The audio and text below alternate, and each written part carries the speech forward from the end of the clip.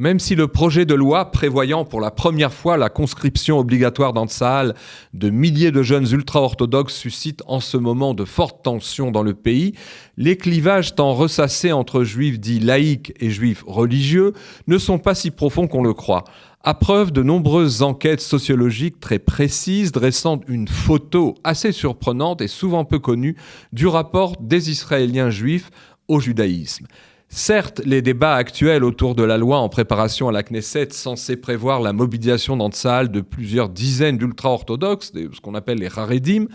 lors des prochaines années, suscitent ces jours-ci d'âpres débats sur la scène politique, mais aussi au sein de la population israélienne.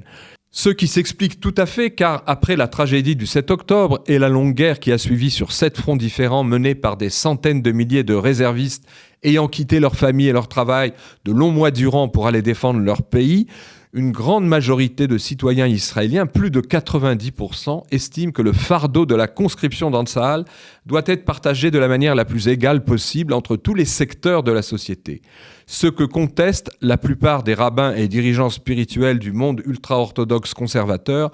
pour qui l'étude de la Torah à plein temps est une chose sacrée. Or, quand on veut l'inscrire sur le fond de ce que les médias israéliens mainstream appellent sans cesse une guerre de religion, une sorte de Kulturkampf, guerre culturelle, qui ne ferait que s'aggraver en Israël entre juifs religieux et juifs laïcs du pays, on commet une erreur grossière, sans doute dictée par le culte du sensationnalisme, tant prisés par ces médias, tous emprisonnés dans leurs agendas politico-idéologiques respectifs et qui mettent sans cesse en avant non ce qui unit, mais ce qui divise les Israéliens.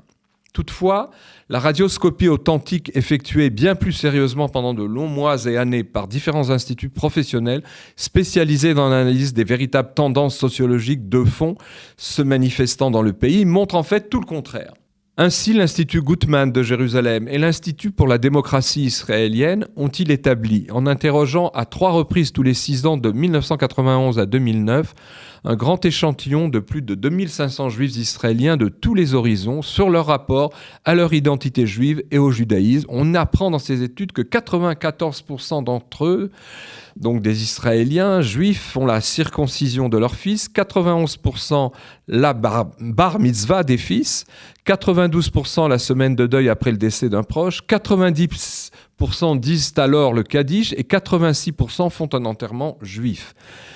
De plus, 80% croient en Dieu à des degrés divers, 80% des couples se marient devant un rabbin, 70% font kippour, 82% allument les bougies de Hanouka et 90% assistent au Seder de Pessah pendant que 67% ne mangent pas de levain pendant la semaine de Pâques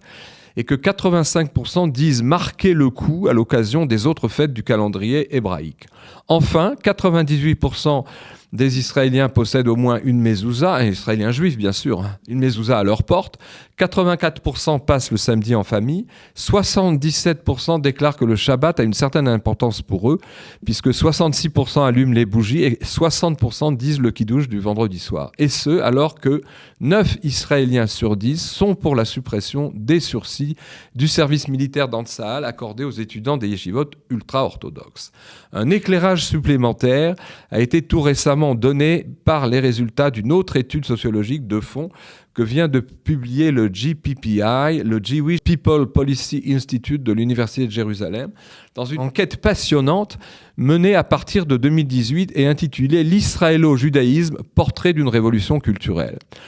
En interrogeant de manière détaillée un échantillon très représentatif de près de 2800 Israéliens juifs, cette enquête a établi qu'il existait dans le pays 55% israélo-juifs, optant pour plus de traditions et plus de sentiments patriotiques, 17% de juifs très pratiquants, moins nationalistes, en gros les orthodoxes, ultra-orthodoxes, le tout face à seulement 15% d'Israéliens laïcs classiques, mais encore patriotes, et 13% d'Israéliens universalistes refusant toute tradition et tout nationalisme. Ce qui au total a permis au JPPI d'établir ce qu'il appelle la charte unificatrice de l'Israël d'aujourd'hui, avec en tout, si on résume ces chiffres, quelques 72% d'Israéliens rattachés à des degrés divers à leurs racines, aux pratiques du judaïsme et à leur nation, et seulement 28% d'Israéliens ayant délaissé toute tradition et même parfois tout sentiment patriotique. Des chiffres à méditer qui rappellent la fameuse prévision faite voilà une dizaine d'années par l'écrivain de gauche Amos Oz pour qui une majorité d'Israéliens sont en train d'adopter progressivement une forme inédite et souvent peu conventionnelle de retrouvailles avec leurs traditions hébraïques, qu'il a alors qualifiée de judaïsme méditerranéen.